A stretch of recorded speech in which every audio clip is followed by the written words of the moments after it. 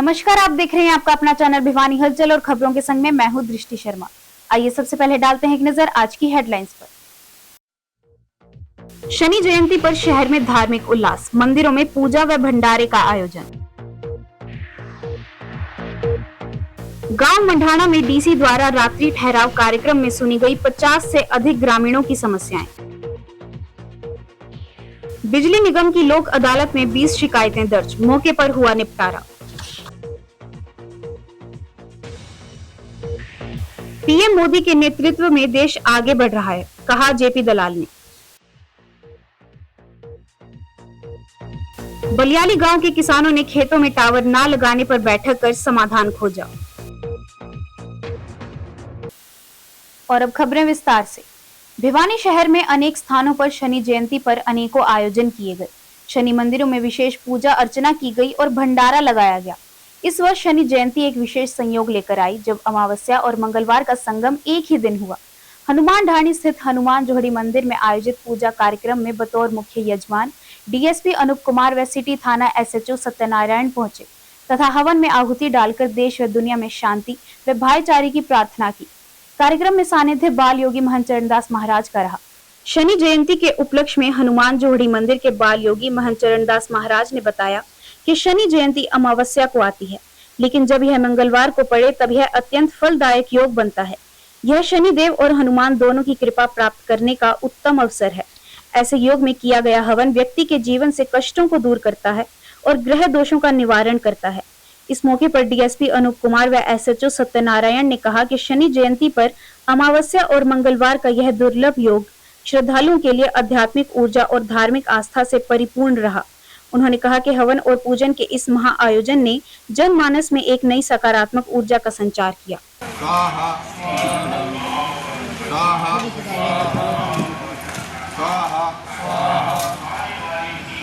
स्वाहा। आज सुबह मुझे बाबा जी महंत चरणदास जी ने हनुमान जोड़ी के अंदर मेरे पास निमंत्रण दिया भी ऐसे ऐसे करके आज बड़ा मंगलवार है और अमावस्या भी है और साथ में शनि जयंती भी है, तो इस उपलक्ष्य में यहाँ पे किया गया। तो बाबा जी ने मेरे को निमंत्रण दिया, जिसमें मैं बाबा जी का धन्यवाद करता हूँ। उसी में आकर हमने भवन किया था। बाबा के श्री चरणों में आज अमावस्या का दिन है और बड़ा मंगलवार है और शनि महाराज की जयंती है। उसके उपलक्ष्य में यज्ञ का कार्यक्रम किया गया और यज्ञ से जितने भी देवताओं को हम आहुति देते हैं वो आहुति भी लगते हैं और यज्ञ के माध्यम से हमने प्रसाद भी लगाया है।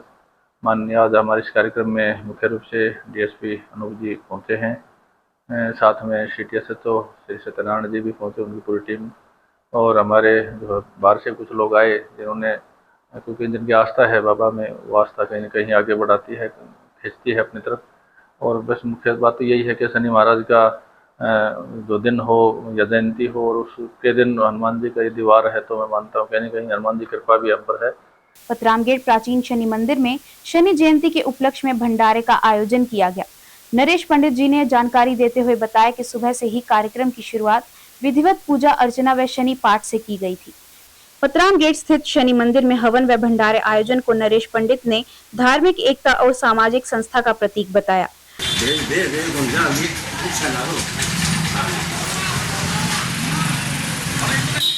मेरा नाम नरेश कुमार पुजारी हूँ मैं, और हमने जो प्रोग्राम किया है ये भंडारे का पहले कभी नहीं किया, अब शुरू कर दिया हम 2 साल से। सबसे बड़ा मंदिर है, ये प्राचीन मंदिर है जिससे 4थी पीढ़ी में चल रही है। इसके अंदर मेरे दादा दादी माँ बाप सब यहीं, और अब मेरी 4थी पीढ़ी चल रही है। तक आयोजन किया गया है ये शनि जयंती उपलक्ष्य में किया गया है। ये शनि जन्मोत्सव है, इसलिए हम हर साल यही प्रोग्राम करेंगे। शिव मंदिर तेलीवाड़ा में शनि जन्मोत्सव पर केक काटकर भंडारे का आयोजन किया गया। प्रधान देवराज मेहता ने बताया कि हर साल शनि जन्मोत्सव धूमधाम के साथ बनाया जाता है और इस बार भी शनि जन्मोत्सव के उपलक्ष्य में भंडारे का भी आयोजन किया गया। प्रधान देवराज मेहता ने बताया कि शनि न्याय के देवता हैं और वे कामना करते हैं कि शहरवासी और पूरे देश में सुख शांति बनी रहे।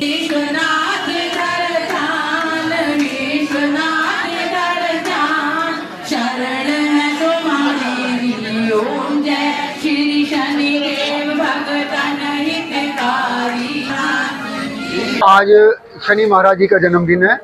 अमावस के दिन ही होता है। आज अमावस है। शनि महाराज जी न्याय के देवता हैं। लोग इनको कई बार क्रूर कहते हैं, डर लगता है लोगों को, लेकिन जबकि ये न्याय करते हैं, इनसे डरने वाली कोई बात नहीं। ये तो गरीबों के मसीहा हैं। जो गलत करेगा उसको सजा जरूर देते हैं, और जो ठीक करता है उसको, जो जिसके कर्म ठीक हैं, अच्छे हैं, उसको निहाल कर देते हैं शनि महाराज जी। हमें तो शनि महाराज जी की पूजा करनी चाहिए ताकि वो बुद्धि दे। हम हर साल शनि महाराज जी का जन्मदिन मनाते हैं। शिव मंदिर में नवग्रह मंदिर बना हुआ है। शनि महाराज जी यहाँ साक्षात रूप में विराजमान है। आज उनका हम जन्मदिन मना रहे हैं। हमारे जय शिव सेवा समिति के सभी साथी पूरे उत्साह के साथ जन्मदिन मना रहे हैं। शेप में कहूंगा, अगर शनि देव ना होते तो आज ये सृष्टि इस रूप में ना होती। शनि ने बचाया। अगर शनि देव ना होते तो रावण का पुत्र मेघनाथ आज जिंदा होता। गीता कहती है जिसकी उत्पत्ति हुई वो लय होता है। और एक ऐसी स्थिति आई थी, शास्त्र में लंबा प्रसंग है, कि रावण के बेटे ने जब जन्म लेना था, ऐसी स्थिति आ गई, सारे ग्रह रावण ने ऐसी जगह स्थित कर दिए, उस घड़ी जो जन्म लेता मर नहीं सकता। शनि देवता जिसने सब कुछ लांग के त्याग कर अपना पैर उस स्थिति से बाहर निकाला। आपसे मैं चैलेंज कर कहता हूँ, कोई शनि देव का चित्र देख लेना, कोई शनि का वो देख लेना मूर्ति, एक पैर कटा हुआ मिलेगा। वो कटा हुआ पैर सृष्टि के बचाने का एक निशानी है। सब प्रकार से शनि की शक्ति चढ़ती है, कुछ नहीं चढ़ता। शनि केवल इष्ट है, केवल इष्ट करता है, बुरा कर ही नहीं सकता। आडम्बर है, अंधविश्वास है, कोई कुछ कहे, शनि कभी किसी का बुरा नहीं करेगा। हम श्रीदेव महाराज के जन्म दिवस मना रहे हैं। पिछले कई साल से देवराज मेहता जी की अगुवाई में यह कार्यक्रम आयोजित किया जाता है और ये खुशी का पर्व है। तो शनि देवता जो है न्याय के प्रतीक हैं। हमें बड़ी श्रद्धा भाव से उनके चरणों में नतमस्तक हुए यह जो है पर्व मनाना सभी को चाहिए। उपायुक्त महावीर कौशिक ने कहा कि विकास में ग्रामीणों की अहम भूमिका होती है। उन्होंने कहा कि नागरिकों की समस्याओं का समाधान करना जिला प्रशासन की पहली प्राथमिकता है। उपायुक्त ने गांव मंढाना में रात्रि ठहराव कार्यक्रम में देर रात तक लोगों की समस्याएं सुनी। उन्होंने युवाओं से किसी भी प्रकार के नशे से दूर रहने का आह्वान भी किया। उपायुक्त ने रात्रि ठहराव कार्यक्रम की शुरुआत स्कूल परिसर में स्वच्छता अभियान से की और ग्रामीणों को स्वच्छता के प्रति जागरूक होने का संदेश दिया। डीसी महावीर कौशिक ने गांव मंढाना में राजकीय वरिष्ठ माध्यमिक विद्यालय में आयोजित रात्रि ठहराव कार्यक्रम की शुरुआत स्कूल परिसर में स्वच्छता अभियान से करते हुए कहा कि गांव की गलियों में गंदगी का आलम बनने ना दे। उन्होंने कहा कि पानी हर घर का और हर एक व्यक्ति की जरूरत है, लेकिन पानी के प्राकृतिक स्रोत कम होते जा रहे हैं। ऐसे में पानी की कीमत को समझना होगा। रात्रि ठहराव कार्यक्रम के दौरान 50 से अधिक लोगों ने उपायुक्त के साथ अपनी समस्याएं रखी। गांव लोहारी जाटू से पंचायत प्रतिनिधि मुकेश कुमार के नेतृत्व में भी पंचायत का एक प्रतिनिधि मंडल उपायुक्त से मिला और गांव की विभिन्न समस्याओं से अवगत करवाया।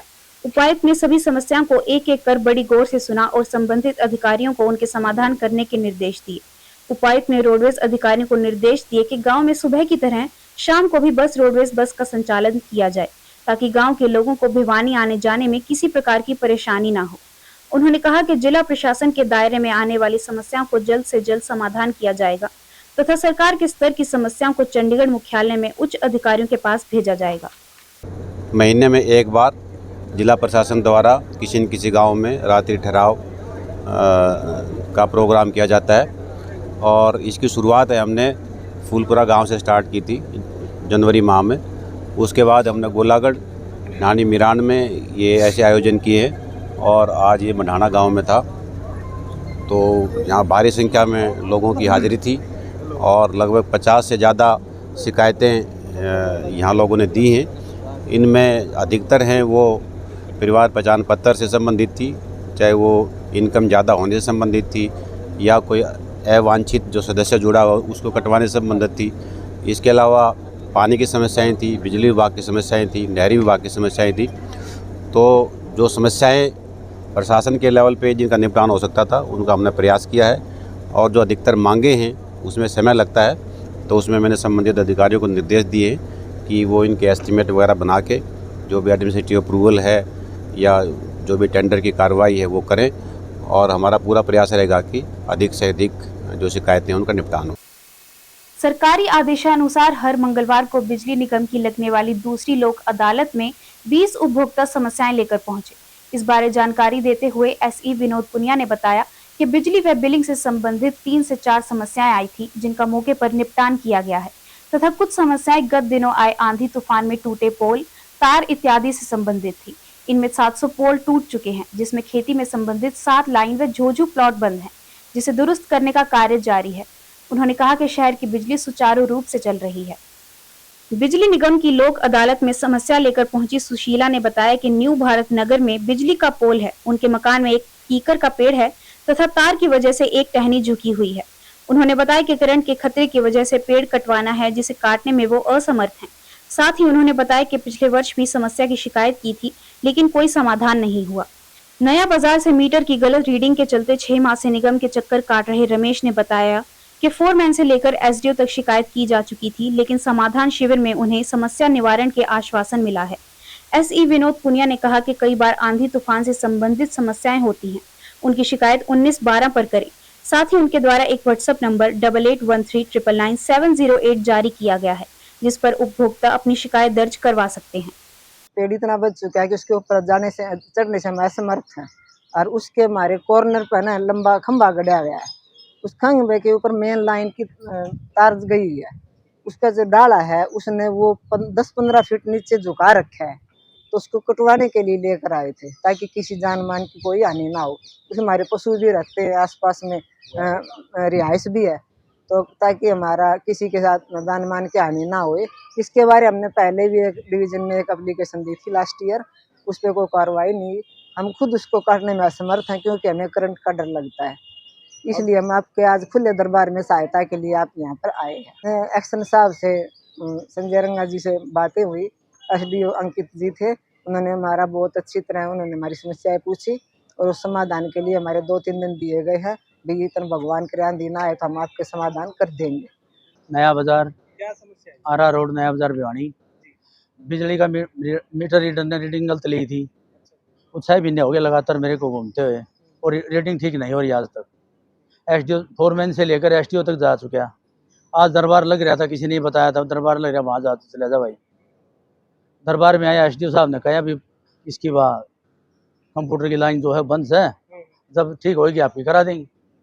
ये जैसे कि आपको विदित है, हम हर मंगलवार को बिजली अदालत का आयोजन करते हैं, और उसमें आज भी हमने मंगलवार को 10 से और 1 बजे तक की बिजली अदालत की है। उसमें हमारे करीबन 20 मामले आए हैं। उसमें से हमारे 3-4 मामले बिल से रिलेटेड हैं, बाकी कुछ हमारे बिजली से, पोल शिफ्टिंग से, इस तरह के हमारे पास मामले आए हैं, जिनका कि हम साइट चेक करा के और जो भी उसका अप्रोप्रिएट एक्शन होगा वो हम उस पर एक्शन लेंगे। जो हमारा अभी पीछे 2 दिन पहले जो तूफान आया था, उसमें हमारे पास जो है करीबन हमारे 700 पोल के आसपास टूट गए थे, जिसकी कि हमने शहर की हमारी सारी बिजली अभी चल रही है। और कुछ हमारे एग्रीकल्चर की जो लाइनें हैं, वो 6-7 लाइनें एग्रीकल्चर की बंद हैं, और हमारा एक पावर हाउस झोझू सब डिवीजन में है, वो पावर हाउस पे झोझू का भी बंद है, जिसपे हमारा कुछ एरिया भिवानी सर्कल का और कुछ एरिया जो है महेंद्रगढ़ का चलता है, तो उस पे भी काम चल रहा है। होपफुली आज शाम तक वो भी रिस्टोर हो जाएगा। पूर्व वित्त मंत्री जेपी दलाल ने कहा कि पीएम मोदी के नेतृत्व में देश आगे बढ़ रहा है। पूरी दुनिया में मंदी के बावजूद भारत की विकास दर बढ़ रही है। जेपी दलाल भिवानी में अपने आवास पर पहुंचे थे। इस दौरान उन्होंने लोगों की समस्याओं को सुना, साथ ही मीडिया से मुखातिब होते हुए भाजपा सरकार की नीतियों की सराहना कर कांग्रेस पर कटाक्ष किया। सबसे पहले जेपी दलाल ने एक तरफ जीडीपी बढ़ने और विपक्ष द्वारा विकास न होने के सवाल उठाने पर कहा कि कांग्रेस के 50 साल के शासन से मोदी के 11 साल में देश ने कहीं ज्यादा तरक्की की है। 50 साल की तुलना में जीडीपी ने अब रिकॉर्ड तोड़े हैं। हरियाणा के पूर्व वित्त मंत्री जेपी दलाल ने कहा कि पूरी दुनिया में आर्थिक मंदी के बावजूद हमारा देश तेजी से आगे बढ़ रहा है। वहीं कांग्रेस द्वारा ऑपरेशन सिंदूर अभी न रोकने के सवालों पर कहा कि कांग्रेस के समय पाक आतंकियों का भारत में आतंक था, परंतु प्रधानमंत्री मोदी ने पाकिस्तान में घुसकर आतंकियों को मारा है। इसके साथ ही जेपी दलाल ने सीएम नायब सैनी के उस बयान का समर्थन किया जिसमें कहा था कि विपक्ष सरकार के साथ है। कहा कि कोई कमी है तो विपक्ष उजागर करे, वरना अच्छे काम में साथ देने में क्या बुराई है। वहीं आर्थिक आधार पर किए नंबरों से सरकारी नौकरियों पर लटकी तलवार पर कहा कि भाजपा ने बिना पर्ची व खर्ची की नौकरी दी। अब भी सरकार कानूनी पहलुओं की जांच करेगी। आज़ादी के बाद आप देखिए कि शुरू के 50 साल में देश ने कितनी तरक्की की और मोदी जी आए इन 11 साल में कितनी तरक्की की। इन 11 साल में हमारी जो जीडीपी इतनी बढ़ी है जो पिछले 50 साल में नहीं बढ़ी। सारी दुनिया में के अंदर मंदी आई हुई है। आज भारत सबसे तेज गति से बढ़ती हुई अर्थव्यवस्था है और हमारी जीडीपी बढ़ रही है, आम आदमी की आमदनी बढ़ रही है, कारोबार निकल रहे हैं। धीरे धीरे करके हमारी जो सबसे नौजवान हमारी आबादी है और देश आगे जो है बढ़ता जा रहा है। कांग्रेस को ये देखना चाहिए कि उनके वक्त में कितने बड़े बड़े हमले आतंकवादी हुए, पार्लियामेंट पे हमला हुआ, मुंबई के होटल पे हमला हुआ और उन्होंने एक कुछ भी कार्रवाई नहीं की। हमारे मोदी जी के वक्त में ये नीति है कि पाकिस्तान अगर हमारे यहाँ आतंकवाद करेगा तो हम घर में घुस के मारेंगे और ये भारतीय सेना ने जोहर दिखाया है, शौर्य दिखाया है कि उनके घर में जाकर के उनके हवाई अड्डों को ध्वस्त किया, आतंकवादी ठिकानों को ध्वस्त किया और विपक्ष फिर भी इससे संतुष्ट नहीं है तो विपक्ष को अंदर सोच में कोई कमी है। खेतों में टावर मामले को लेकर एसडीएम भिवानी महेश कुमार की मध्यस्थता में बलियाली के किसानों व गौतम सोलर कंपनी के अधिकारियों के बीच वार्ता हुई। बैठक 2 घंटे तक चली। काफी देर तक आपसी बहस होकर एक सहमति बनी है कि किसान अपने खेतों में लाइन नहीं जाने देंगे। यह लाइन सरकारी व सार्वजनिक रास्तों से होकर ले जाई जा सकती है। इससे किसानों व ग्राम पंचायत बलियाली की कोई आपत्ति नहीं होगी। बलियाली गांव के किसानों को बगैर सूचित किए तथा कोई नोटिस दिए अचानक गौतम सोलर कंपनी ने उनके खेतों में टावर खड़े करना शुरू कर दिया, जिससे वहां के किसानों में तीव्र प्रतिक्रिया हुई और उन्होंने कंपनी द्वारा बिजली विभाग व पुलिस का सहयोग प्राप्त करने के बाद खेतों में टावर का काम बंद करवा दिया। तब जाकर एसडीएम महेश कुमार ने बैठक बुलाकर बातचीत की। बैठक में सर्वसम्मति से सहमति बनी है कि दोनों पक्षों की एक कमेटी टावरों के लिए सार्वजनिक रास्तों की वैकल्पिक जगह की निशानदेही करेगी। इसमें सरकारी अधिकारी भी शामिल होंगे। यदि टावर लगाने की खेतों की बजाय वैकल्पिक व्यवस्था नहीं होगी तो फिर दोनों पक्ष वापस एसडीएम को लेकर दोबारा बैठक करेंगे और शांतिपूर्ण सौहार्द ढंग से इसका समाधान तलाशेंगे। मैं सचिन सरदाना, सरपंच ग्राम पंचायत बलियाली से। आज हम यहाँ पर भिवानी एसडीएम साहब ने हमारी मीटिंग अरेंज करी थी क्योंकि हम 2 दिन लगातार डीसी साहब से मिलते रहे हैं, क्योंकि हमारे गांव में जो गौतम सोलर का प्लांट लग रहा है उसके लिए जो गौतम सोलर कंपनी है वो हमारे गांव के साथ लगते हमारे खेतों की ज़मीन से, हमारे किसानों की ज़मीन से लगभग है।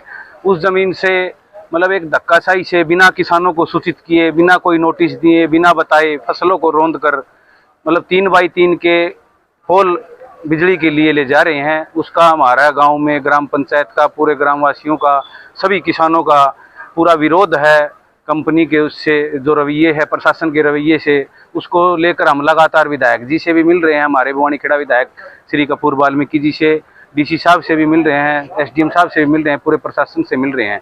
तो आज हम यहाँ पर एसडीएम साहब के बुलावे पर सभी यहाँ पर हमारे गाँव के किसान हैं, हमारे किसान नेता हैं और हमारे जो ग्राम पंचायत बलियाली के पंच हैं, सभी, मैं सरपंच, सभी मिलकर आज हम यहाँ पर हमारी बात को रखने के लिए कंपनी के लोग भी और प्रशासन के लोग भी, बिजली विभाग के लोग भी यहाँ पर हमारी मीटिंग हुई। तो मीटिंग में यही डिसाइड किया गया कि इस तरह से जो प्रशासन का रवैया है वो गलत था। जो किसानों को भाई संतुष्ट किया जाए और हमें मुआवजा नहीं चाहिए, हम ना तो हमारी मांग मुआवजे की है और किसानों को जैसे मतलब एक धक्काशाही से जो कंपनी द्वारा, जो प्रशासन के द्वारा जो ये लाइन लगाई जा रही थी वो बहुत ही गलत है, क्योंकि 33 kV की लाइन है ये, जिससे किसान कल को उसकी ज़मीन के रेट भी आधे होते हैं, कल को वो डायरी फार्म या मछली फार्म या कोई भी ट्यूबवेल भी नहीं लगा सकता खेत में। तो इसको लेकर आज हम यहाँ पर मिले, हमारी अच्छी मीटिंग हुई। एसडीएम साहब ने आदेश किए हैं कि इसकी दोबारा से हम सर्वे कराएंगे, जो दूसरा रास्ता बनता है उस रास्ते से लाइन को ले जाने का काम करेंगे। मैं अंकित कुमार, पूर्व पंच ग्राम पंचायत बलियाली। ये जो जैसा कि आपने अभी सरपंच साहब ने बताया कि एसडीएम साहब से हम मिले हैं अभी, तो हमारे खेतों से सोलर कंपनी है एक अभी बनी है जो ज़बरदस्ती खेतों से लाइन लेके जा रही है। 33 kV की लाइन है, हमारी काफ़ी फसलें ख़राब होगी, वहाँ ज़बरदस्ती से काम किया जा रहा है। इससे ग्राम पंचायत के सभी किसानों में रोष है और अब एसडीएम साहब ने हमें आश्वासन दिया कि लाइन को कहीं दूसरी जगह से सर्वे करवा के ले जाया जाएगा, तो उसका दोबारा ये सर्वे करवाएंगे। कांवड़ ओम प्रकाश, उप प्रधान अखिल भारतीय किसान सभा जिला भिवानी। ये जो गौतम सोलर कंपनी जो ज़बरदस्ती बगैर किसानों की सहमति के उनके खेतों से जो लाइन ले जा रही थी, इस पर किसानों का रिजेंटमेंट है, ग्राम पंचायत की कोई सहमति नहीं है। पूरा बड़ियारी गांव जो है इस बात के हक में नहीं है कि ज़बरदस्ती लाइन ले जाई जाए, किसानों का नुकसान होगा। इसी बात को लेकर के आज बातचीत हुई है एसडीएम साहब के नेतृत्व में। दोनों पक्ष बैठे हैं, कंपनी के लोग भी बैठे हैं, किसान भी बैठे हैं, और एक बातचीत से ये रास्ता निकाला कि जो 3 सरकारी रास्ते हैं उन सरकारी रास्तों से ये लाइन ले जाई जाए।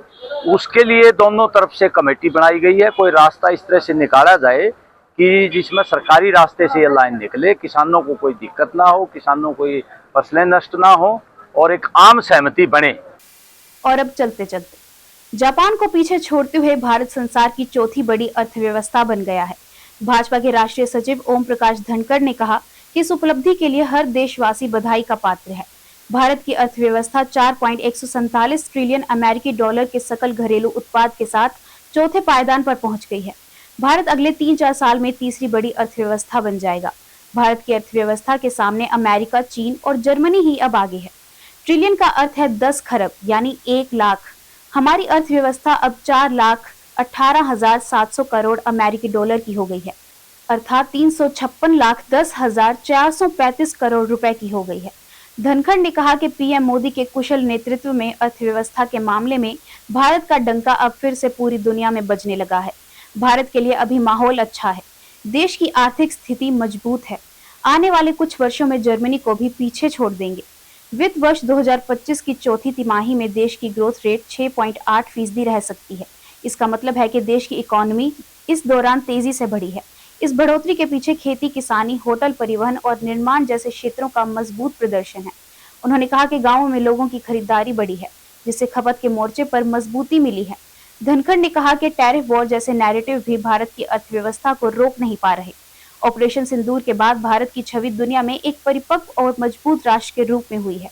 निश्चित रूप से भारत वर्ष 2047 का एक विकसित राष्ट्र बनकर उभरेगा और दुनिया की अव्वल अर्थव्यवस्थाओं में से एक होगा। और अब जाने से पहले एक नजर आज की हेडलाइंस पर। शनि जयंती पर शहर में धार्मिक उल्लास, मंदिरों में पूजा व भंडारे का आयोजन। गांव मंढाना में डीसी द्वारा रात्रि ठहराव कार्यक्रम में सुनी गई 50 से अधिक ग्रामीणों की समस्याएं। बिजली निगम की लोक अदालत में 20 शिकायतें दर्ज, मौके पर हुआ निपटारा। पीएम मोदी के नेतृत्व में देश आगे बढ़ रहा है, कहा जेपी दलाल ने। बलियाली गांव के किसानों ने खेतों में टावर ना लगाने पर बैठक कर समाधान खोजा। अब मुझे दीजिए इजाजत और देखते रहिए आपका अपना चैनल भिवानी हलचल।